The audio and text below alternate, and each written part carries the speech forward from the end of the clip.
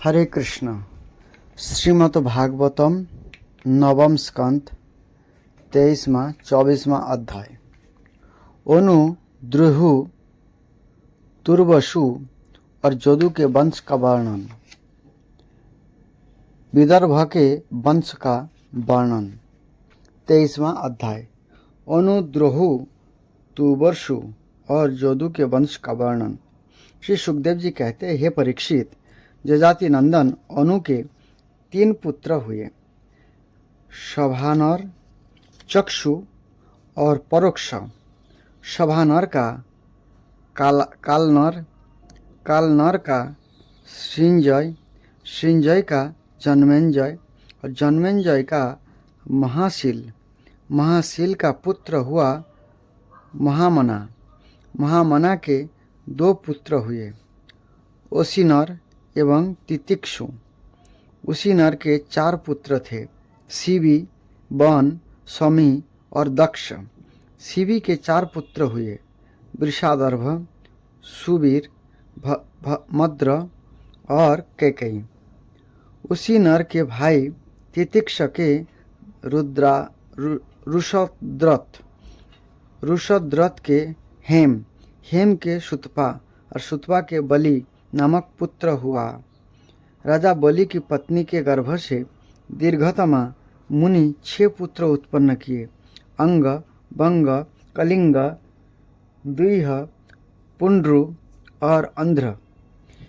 इन लोगों ने अपने अपने नाम से पूर्व दिशा में 6 देश बसाए। अंग का पुत्र हुआ खानपान, खानपान का दिविरथ, दिविरथ का धर्मरथ और धर्मरथ का चित्ररथ। यह चित्ररथ ही रोमपाद के नाम से प्रसिद्ध था। इसके मित्र थे अयोध्यापति महाराज दशरथ। रोमपाद, रोमपाद चित्ररथ, वह चित्ररथ ही रोमपाद के नाम से प्रसिद्ध हुआ। इसके मित्र थे अयोध्याधिपति महाराज दशरथ। रोमपाद को कोई संतान न थी, इसलिए दशरथ ने उन्हें अपनी शांता नाम की कन्या गोद दे दी। शांता का विवाह ऋष्यसिंह मुनि से हुआ। ऋष्यसिंह विभांडक ऋषि के द्वारा हरिण के गर्भ से उत्पन्न हुए थे।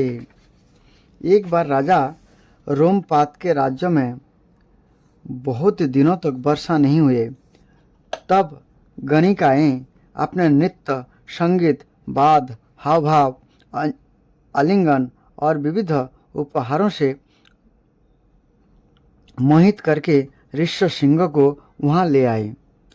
उनके आते ही वर्षा हो गई। उन्होंने ही इंद्र देवता का यज्ञ कराया। तब संतानहीन राजा रोमपाद को भी पुत्र हुआ और पुत्रहीन दशरथ ने भी उन्हीं के प्रोत्साहन से 4 पुत्र प्राप्त किए। रोमपाद का पुत्र हुआ चतुरंग और चतुरंग का पृथुलाक्ष। पृथुलाक्ष के बृहद्रथ, बृहत्कर्मा और बृहद्भानु 3 पुत्र हुए। बृहद्रथ का पुत्र हुआ बृहन्मना और बृहन्मना का जयद्रथ। जयद्रथ की पत्नी का नाम था शंभूति। उसके गर्भ से विजय का जन्म हुआ। विजय का धृति, धृति का धितव्रत, धितव्रत का सत्कर्मा और सत्कर्मा का पुत्र था अधिरथ। अधिरथ को कोई संतान न थी। किसी दिन वह गंगा तट पर क्रीड़ा कर रहा था कि देखा कि एक पिटारी में नन्हा सा शिशु बह चला जा रहा है। वह बालक कर्ण था, जिसे कुंती ने कन्यावस्था में उत्पन्न होने के कारण उस प्रकार बहा दिया था। अधिरथ ने उसी को अपना पुत्र बना लिया। परीक्षित, राजा कर्ण के पुत्र का नाम था वृषसेन। जजाति के पुत्र द्रुहु से बभ्रु का जन्म हुआ। बभ्रु का सेतु, सेतु का आरब्ध, आरब्ध का गंधार, गांधार का धर्म, धर्म का धृत, धृत का दुर्मना और दुर्मना का पुत्र प्रचेता हुआ। प्रचेता के 100 पुत्र हुए। ये उत्तर दिशा में म्लेच्छों के राजा हुए। जजाति के पुत्र तुर्वसु का बहन का गर्भ का भानुमान का त्रिभानु का उदार बुद्धि करंधम, और करंधम का पुत्र हुआ मरुत संतानहीन था, इसलिए उसने पुरुवंशी दुष्यंत को अपना पुत्र बनाकर रखा था। परंतु दुष्यंत राज्य की कामना से अपने ही वंश में लौट गए। परीक्षित, अब मैं राजा जजाति के बड़े पुत्र जोधु के वंश का वर्णन करता हूँ। परीक्षित, महाराज जोधु का वंश परम पवित्र और मनुष्य के समस्त पापों को नष्ट करने वाला है। जो मनुष्य इसका श्रवण करेगा ये समस्त पापों से मुक्त हो जाएगा। इस वंश में स्वयं भगवान पर ब्रह्म श्री कृष्ण ने मनुष्य के से रूप में अवतार लिया था। जोधु के 4 पुत्र थे, सहस्त्रजीत, कोष्ठा, नौल और रिपु। सहस्त्रजीत से सत्यजीत का जन्म हुआ। सत्यजीत के 3 पुत्र थे, महाहय, बेनुहय और हेहय। हेहय का धर्मों का नेत्र का कुंती का सोहंजी का महिष्मान और महिष्मान का पुत्र भद्रसेन हुआ। भद्रसेन के 2 पुत्र थे, दुर्दम और धनक के 4 पुत्र हुए, कृतवीर्ज, कृताग्नि, कृतवर्मा और कितोजा। कृतवीर्ज का पुत्र अर्जुन था। यह 7 द्वीप का एक क्षत्र सम्राट था। उसने भगवान के अंशावतार श्री दत्तात्रेय जी से जोग विधा और अनिमा लघिमा आदि बड़ी बड़ी सिद्धियां प्राप्त की थी, जिनका कथा हमने आगे वाले वीडियो में बताए। इसमें संदेह नहीं कि संसार का कोई भी सम्राट यज्ञ, दान, तपस्या, योग, शास्त्र ज्ञान, पराक्रम और विजय आदि गुणों में कार्तवीर्य अर्जुन की बराबरी नहीं कर सकेगा। सहस्त्र बाहु अर्जुन 85,000 वर्ष तक 6 इंद्रियों से अक्षय विषयों का भोग करता रहा। 85,000 वर्ष तक राज्य किया। उसके बाद उनको परशुराम जी ने मार दिया। इस बीच में ना तो उसके शरीर का बल ही क्षीण हुआ और ना तो कभी उसने वही स्मरण किया कि मेरे धन का नाश हो जाएगा। उसके धन के नाश की तो बात ही क्या है, उसका ऐसा प्रभाव था कि उसके स्मरण से दूसरे का खोया हुआ धन भी मिल जाता था। इसके हजारों पुत्रों में से केवल 5 ही जीवित रहे। शेष सब परशुराम जी क्रोधाग्नि से भस्म हो गए। बचे हुए पुत्र के नाम थे जयध्वज, सुरसेन, वृषभ, मधु और उर्जित। जयध्वज के पुत्र का नाम था तालजंघ। तालजंघ के 100 पुत्र हुए। ये तालजंघ नामक क्षत्रिय कहलाए। महर्षि औरव की शक्ति से राजा सागर ने उनका संहार कर डाला। उन 100 पुत्रों में सबसे बड़ा था बीतिहोत्र। बीतिहोत्र का पुत्र था मधु हुआ। मधु के 100 पुत्र थे, उनमें सबसे बड़ा था वृष्णि। परीक्षित, इन्हीं मधु, वृष्णि और जदु के कारण यह वंश माधव, वार्ष्ण्य और जादवों के नाम से प्रसिद्ध हुआ।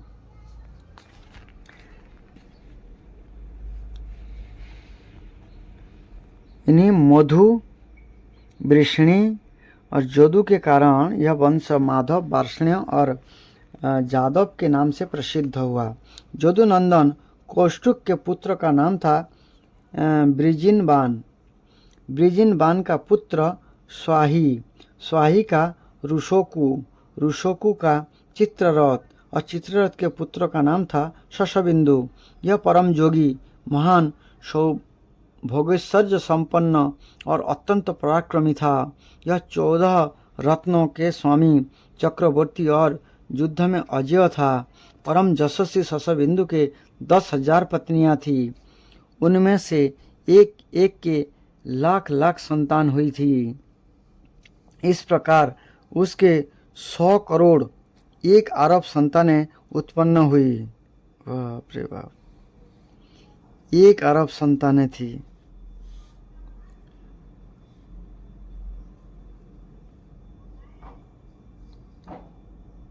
शशबिंदु, चित्ररथ के पुत्र का नाम था शशबिंदु। इसी शशबिंदु के 10,000 पत्नियां थी और 1 करोड़ संतानें थी। उनमें पिथुश्रवा आदि 6 पुत्र प्रधान थे। पिथुश्रवा के पुत्र का नाम था धर्म। धर्म का पुत्र उसाना हुआ। उसने 100 अश्वमेध यज्ञ किए थे। उसाना का पुत्र हुआ रुचक। रुचक के 5 पुत्र हुए। उनके नाम सुनो: पुरुजित, रुक्म, रुक्मेशु, पृथु और जामक। जामक की पत्नी का नाम था सौब्या। जामक के बहुत दिनों तक कोई संतान ना हुई, परंतु उसने अपनी पत्नी के भय से दूसरा विवाह नहीं किया। एक बार वह अपने शत्रु के घर से भोज्जा नाम की कन्या हर लाई। जब सौब्या ने पति के रथ पर उस कन्या को देखा, तब वह चिढ़कर अपने पति से बोली, कपटी, मेरे बैठने की जगह पर आज किसे बैठा कर लिए आ रहे हो? जामक ने कहा, यह तो तुम्हारी पुत्र वधू है।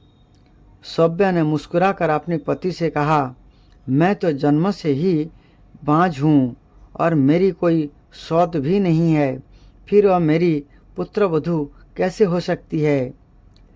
जामघ ने कहा, रानी, तुमको जो पुत्र होगा उसकी वह पत्नी बनेगी। राजा जामघ के इस वचन का विश्वदेव और पितरों ने अनुमोदन किया। फिर क्या था, समय पर सौब्यता को गर्भ रहा और उससे बड़ी सुंदर बालक उत्पन्न किया। उसका नाम हुआ विदर्भ। उसी ने सौब्या की साध्वी पुत्र वधू भोज्जा से विवाह किया। 14 रत्न ये है: हाथी, घोड़ा, रथ, स्त्री, बाण, खजाना, माला, वस्त्र, वृक्ष, शक्ति, पाश, मणि, छत्र और विमान। ये सब 14 रत्न है जो शशबिंदु राजा के पास पूर्ण रूप से था। 24वां अध्याय, विदर्भ के वंश का वर्णन। श्री सुखदेव जी कहते, परीक्षित, राजा विदर्भ की भज्जा नामक पत्नी से 3 पुत्र हुए, कुश, क्रथ और सोमपात। सोमपात विदर्भ वंश में बहुत ही श्रेष्ठ पुरुष हुए। रोमपात का पुत्र रोमपात विदर्भ वंश में बहुत ही श्रेष्ठ पुरुष हुए। रोमपात का पुत्र बभ्रू, बभ्रू का कृति का उसिक और उसिक का चेदी। राजन, इस चेदी के वंश में ही दमघोष एवं शिशुपाल आदि हुए। क्रथ का पुत्र हुआ कुंती, कुंती का धृष्टि, धृष्टि का निर्वृत्ति, निर्वृत्ति का दशार्ह और दशार्ह का वोम, वोम का जीमूत, जीमूत का विकृति, विकृति का भीमरथ, भीमरथ का नवरथ और नवरथ का दशरथ हुआ। दशरथ से शकुनी, शकुनी से करम्भी, करम्भी से देवरात, देवरात से देवक्षेत्र। शकुनी का पुत्र का नाम था, पिता का नाम था दशरथ। दशरथ से शकुनी अर्थात दशरथ, शकुनी का पिता का नाम दशरथ था। शकुनी से करम्भी, करम्भी से देवरात, देवरात से देवक्षत्र, देवक्षत्र से मधु, मधु से कुरुवश और कुरुवश से अनु हुए। अनु से पुरुहोत्र, पुरुहोत्र से आयु और आयु से सात्तत का जन्म हुआ, सात्तत का जन्म हुआ। परीक्षित, सात्तत के 7 पुत्र हुए, भजमान, भजी, दिव्य, वृष्णि, देवावृद्ध, अंधक और महाभोज। भजमान की 2 पत्नियां थी। 1 से 3 पुत्र हुए, निम्नलोची, किंकिण और धृष्टि। दूसरी पत्नी से भी 3 पुत्र हुए, सतजित, सहस्त्राजित और आयुताजित। देवावृद्ध के पुत्र का नाम था बभ्रू। देवावृद्ध और बभ्रू के संबंध में यह बात कही जाती है, हमने दूसरे जैसा सुन रखा था, अब वैसा ही निकट से देखते भी है। बभ्रू मनुष्य में श्रेष्ठ है और देवावृद्ध देवताओं के समान है। इसका कारण वह है कि बभ्रू और देवावृद्ध से उपदेश लेकर 14,065 मनुष्य परम पद को प्राप्त कर चुके हैं। उपदेश लेकर देवावृद्ध से उपदेश लेकर 14,065 मनुष्य परम पद को प्राप्त कर चुके हैं। इतना महान गुरु थे वो। सातत के पुत्र में महाभोज भी बड़ा धर्मात्मा था। उसी के वंश में भोजवंशी यादव हुए। परीक्षित वृष्णि के 2 पुत्र हुए, सुमित्र और जुधाजित। जुधाजित के सिनी और अनमित्र ये 2 पुत्र थे। अनामित्र से निम्न का जन्म हुआ। सत्राजित और प्रसेन नाम से प्रसिद्ध जदुवंशी निम्न के ही पुत्र थे। अनमित्र का एक और पुत्र था जिसका नाम था सिनी। सिनी से ही शतक का जन्म हुआ। इसी शतक के पुत्र जुजुधान थे जो सात्यकी के नाम से प्रसिद्ध हुए। सात्यकी का जय, जय का कुणु और कुणु का पुत्र जुगंधर हुआ। अनमित्र के तीसरे पुत्र का नाम वृष्णि था। वृष्णि के 2 पुत्र हुए, सफल्क और चित्ररथ। सफल की पत्नी का नाम था गंधिनी। उनमें सबसे श्रेष्ठ अक्रूर के अतिरिक्त 12 पुत्र उत्पन्न हुए। अक्रूर जी के 12 भाई थे। असंग, सारमेय, मृदुर, मृदुविद, गिरि, धर्मवृद्ध, सुकर्मा, क्षेत्रपेक्ष, अमीरदन, शत्रुघ्न, गंधमादन और प्रतिबाहु। इनके एक बहन भी थी जिसका नाम था सुचिरा। अक्रूर जी के बहन का नाम सुचिरा। अक्रूर के 2 पुत्र थे, वेदवान और उपदेव। सफलक के भाई चित्ररथ के पृथु, विदुरथ आदि बहुत से पुत्र हुए जो वृष्णि वंशियों में श्रेष्ठ माने जाते हैं। सातक के पुत्र अंधक के 4 पुत्र हुए, कुकुर, भजमान, सूची और कंबलबही। उनमें कुकुर का पुत्र बहिन का बिलोमा का कपोत्रोमा और कपोत्रोमा का अनु हुआ।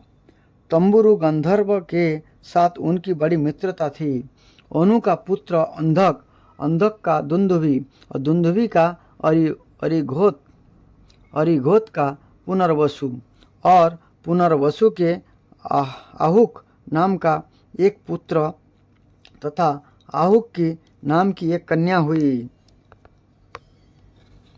आहुक के 4 पुत्र हुए, देववान, उपदेव, सुदेव और देववर्धन। इनकी 7 बहनें भी थी, धृतदेवा, शांतिदेवा, उपदेवा, श्रीदेवा, देवरक्षिता, सहदेवा और देवकी। अच्छा, देवकी के बापेर नाम देवक के 4 पुत्र, देवक के 4 पुत्र हुए, अर्थात देवकी के 7 बहनें थी और 4 भाई थे देवकी के। देवकी वासुदेव जी ने इन सब के साथ विवाह किया था। वसुदेव जी ने इन सब के साथ विवाह किया था। देवकी ने 7 बहनों से, देवकी की 7 बहनों से वसुदेव ने शादी किया। उग्रसेन के 9 लड़के थे, कंस, सुनामा, नग्रोथ, कंक शंकु, सुहु, राष्ट्रपाल, सृष्टि और तुष्टिमान अर्थात कंस के 9 भाई थे। उग्रसेन के 5 कन्याएं भी थी, कंसा, कंसवती, कंका, सुरभि और राष्ट्रपालिका। इनका विवाह देवभाग आदि वसुदेव जी के छोटे भाइयों से हुआ था। चित्ररथ के पुत्र विदुररथ थे। विदुररथ से सूर से भजमान, भजमान से सिनी, सिनी से स्वयंभोज और स्वयंभोज से हदिक हुए। हदिक से 3 पुत्र हुए, देवबाहु, शतधन्या और कृतवर्मा। देवमीड़ के पुत्र सूर की पत्नी का नाम था मारीसा।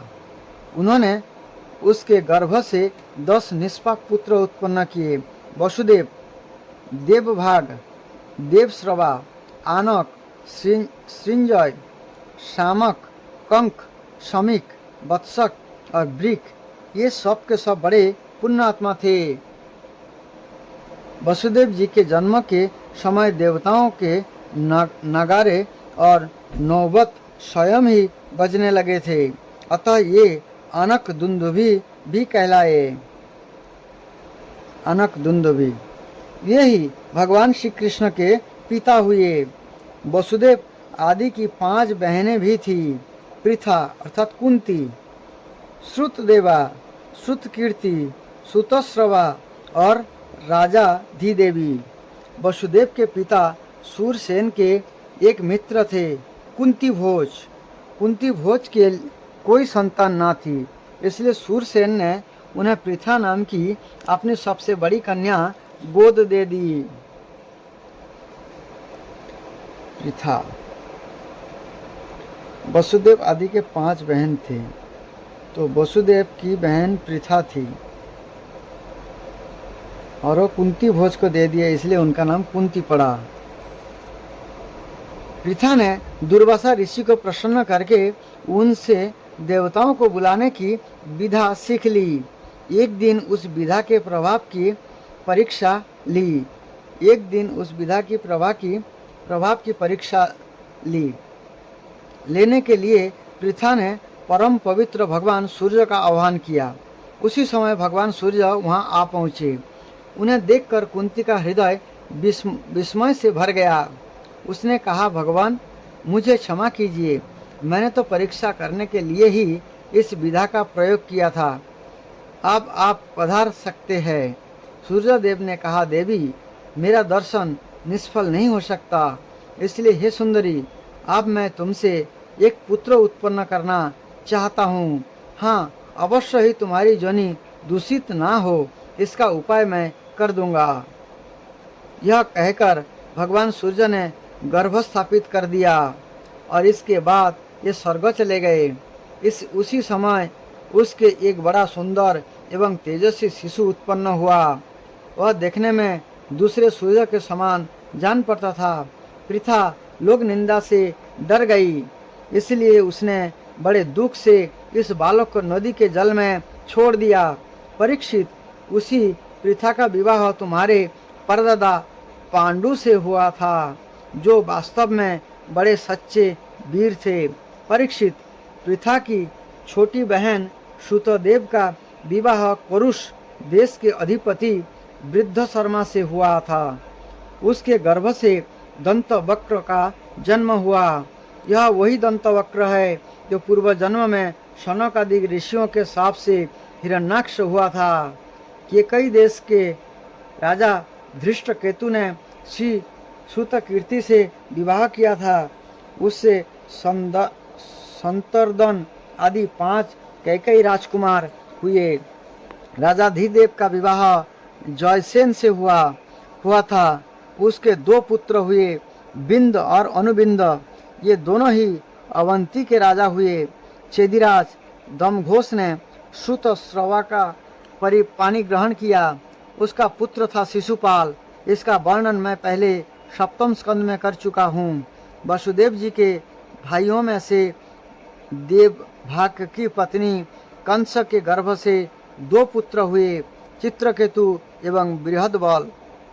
देवश्रवा की पत्नी कंसवती से सुबीर और ईशुमान नाम के 2 पुत्र हुए।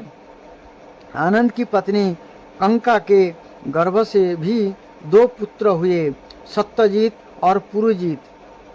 सिंजय ने अपनी पत्नी राष्ट्रपालिका के गर्भ से वृष और दुर्मशन आदि कई पुत्र उत्पन्न किए। इसी प्रकार सैमक ने सरभूमि और सुरभि नामक पत्नी से ऋषिकेश और हिरण्याक्ष नामक 2 पुत्र उत्पन्न किए। मिश्रकेशी अप्सरा के गर्भ से वत्सक के भी वृक आदि कई पुत्र हुए। वृक ने दुर्वाक्षी के गर्भ से तक्ष, पुष्कर और साल आदि कई पुत्र उत्पन्न किए। समीक की पत्नी सुदामिनी के ने भी सुमित्र और अर्जुनपाल आदि कई बालक उत्पन्न किए। कंक की पत्नी कर्णिका के गर्भ से 2 पुत्र हुए, ऋतधाम और जय। आनक दुंदुबी वसुदेव जी की पौरवी रोहिणी, भद्रा, मदिरा, रोचना, ईला और देवकी आदि बहुत सी पत्नियां थीं। रोहिणी के गर्भ से वसुदेव जी के बलराम, गद, सारण, दर्मुद, विपुल, ध्रुव और कृत आदि पुत्र हुए थे। पौरवी के गर्भ से उनके 12 पुत्र हुए, भूत, सुभद्र, भद्रवाह, दुर्मद और भद्र आदि।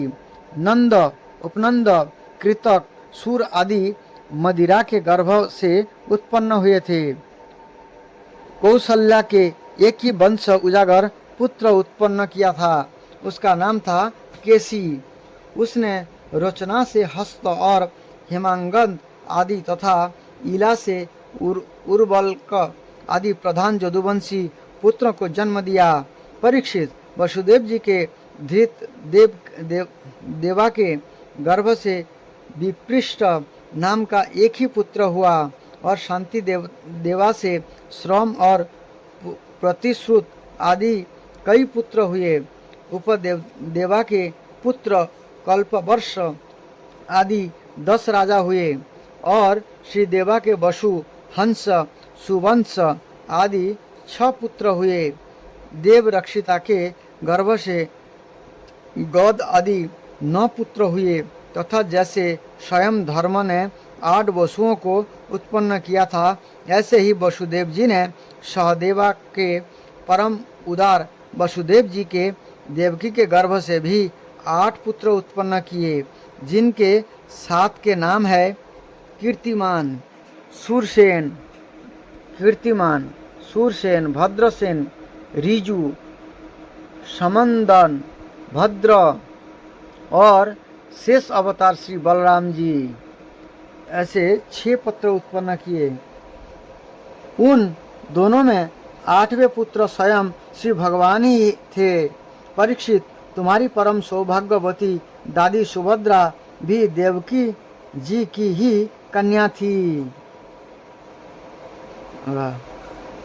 जब जब संसार में धर्म का ह्रास और पाप की वृद्धि होती है, तब तब सर्वशक्तिमान भगवान श्री हरि अवतार ग्रहण करते हैं। परीक्षित, भगवान सबके दृष्टा और वास्तव में असंग आत्मा ही है, इसलिए उनकी आत्मा स्वरूपिणी योग माया के अतिरिक्त उनके जन्म अथवा कर्म का और कोई भी कारण नहीं है। उनकी माया का विलासी जीव के जन्म, जीवन और मृत्यु का कारण है और उनका अनुग्रह ही माया को अलग करके आत्मा स्वरूप को प्राप्त करने वाला है। जब असुरों ने राजाओं का वेश धारण कर लिया और कोई अक्षौहिणी सेना इकट्ठे करके ये सारी पृथ्वी को रोंदने लगे, तब पृथ्वी का भार उतारने के लिए भगवान मधुसूदन बलराम जी के साथ अवतीर्ण हुए। उन्होंने ऐसी ऐसी लीलाएं की जिनके संबंध में बड़े बड़े देवता मन से अनुमान भी नहीं कर सकते। शरीर से करने की बात तो अलग रही। पृथ्वी का भार तो उतारा ही, साथ ही कलियुग में पैदा होने वाले भक्तों पर अनुग्रह करने के लिए भगवान ने ऐसे परम पवित्र जस का विस्तार किया, जिसका गान और श्रवण करने से ही उनके दुख, शोक और अज्ञान सब के सब नष्ट हो जाएंगे। उनका जस क्या है? लोगों को पवित्र करने वाला श्रेष्ठ तीर्थ है। संतों के कानों के लिए तो यह साक्षात अमृत ही है। एक बार भी यदि कान की अंजलियों से इसका आचमन कर लिया जाता है तो कर्म की वासनाएं निर्मल हो जाती है। परीक्षित, भोज, वृष्णि, अंधक, मधु, सुसेन, दशाह, कुरु, सिंजय और पांडववंशी वीर निरंतर भगवान की लीलाओं की आदरपूर्वक सराहना करते रहते थे। उनका श्यामल शरीर सर्वांग सुंदर था। उन्होंने उस मनोरम विग्रह से तथा अपनी प्रेम भरी मुस्कान, मधुर चितवन, प्रसादपूर्ण वचन और पराक्रमपूर्ण लीला के द्वारा सारे मनुष्य लोक को आनंद में सराबोर कर देता था। भगवान के मुख कमल की शोभा तो निराली ही थी। मकराकृत कुंडल से उनके कान बड़े कमनीय मालूम पड़ते थे। उनकी आभा से कपोलों का सौंदर्य और भी खिल उठता था। जब वे विलास के साथ हंस देते तो उनके मुख पर निरंतर रहने वाले आनंद में मानो बाढ़ सी आ जाती। सभी नर नारी अपने नेत्र के प्यालों से उनके मुख की मधुरी का निरंतर पान करते रहते, परंतु तृप्त नहीं होते। ये उसका रस ले लेकर आनंदित तो होते ही, परंतु पलकें गिरने से उनके गिराने वाले निमि पर अर्थात ब्रह्मा जी पर खींचते भी। लीला पुरुषोत्तम भगवान अवतीर्ण हुए मथुरा में वसुदेव जी के घर, परंतु वहाँ रहे नहीं। वहाँ से गोकुल में नंदवन के नंद बाबा के घर चले गए। यहाँ अपना प्रयोजन जो ग्वाल, गोपी और गौओं के सुखी करना था पूरा करके मथुरा लौट आए।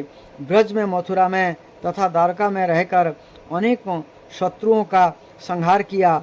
बहुत सी स्त्रियों से विवाह करके हजारों पुत्र उत्पन्न किए। साथ ही लोगों में अपने स्वरूप का सत्कार कराने वाली अपनी वाणी स्वरूप श्रुतियों की मर्यादा स्थापित करने के लिए अनेक यज्ञों के द्वारा स्वयं अपना ही जजन किया।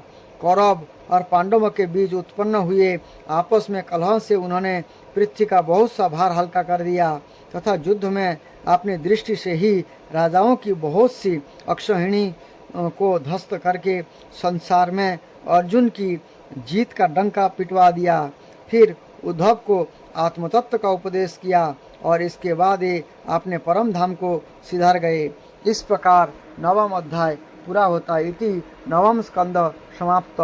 हरिओम तत्सत। हरे कृष्ण कृष्ण कृष्ण हरे हरे, हरे राम राम राम हरे हरे।